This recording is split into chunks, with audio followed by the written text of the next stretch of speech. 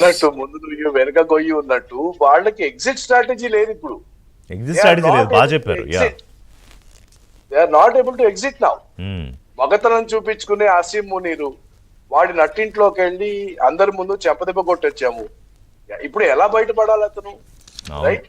And second thing, నన్ను నిన్న చేసిన దాడులు టెర్రరిజం ని నాశనం చేయవు.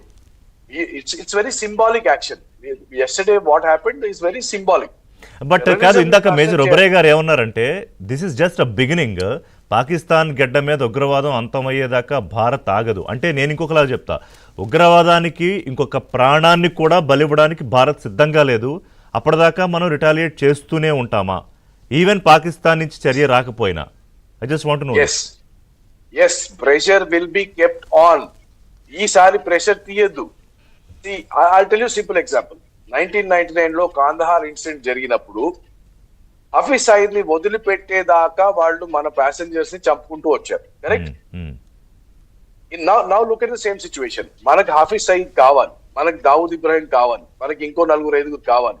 వాళ్ళని మనకు అప్పగించినంత వరకు మనం ఈ ప్రెషర్ ఇప్పుడు రిలీజ్ చేస్తే మళ్ళీ పెద్ద స్ట్రాటజిక్ బ్లండర్ చేసిన వాళ్ళు అవుతాం. మనకి ఇప్పుడు అప్పర్ హ్యాండ్ ఉంది దౌత్యపరంగా. In every which way we have an upper hand today. And therefore, even if Pakistan does not retaliate, we will keep up the pressure. We will do one more attack. Okay. And make them look bad. Yeah, that's what it is. రామగోడేశ్వరరావు గారు, ఇప్పుడు social media అంతా ఇక్కడ కానివ్వండి బయట కానివ్వండి జరుగుతున్న ఒక అంశం అణ్వాయుధాలు. అంటే ఈ పహల్గామ్ ఘటన జరిగినప్పటి నుంచి కూడా పాకిస్తాన్ మంత్రులు కానివ్వండి, రక్షణ మంత్రి కానివ్వండి, వీళ్ళందరూ మాట్లాడే మాటలు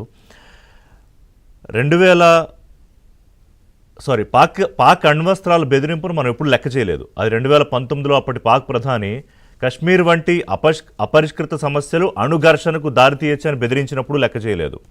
తర్వాత తాజాగా 130 అణు వార్ హెడ్లు ఉన్నాయి, అవి ప్రదర్శన కోసం కాదు, భారత్ కోసమే, మేము అలంకారం కోసం పెట్టుకోలేదు.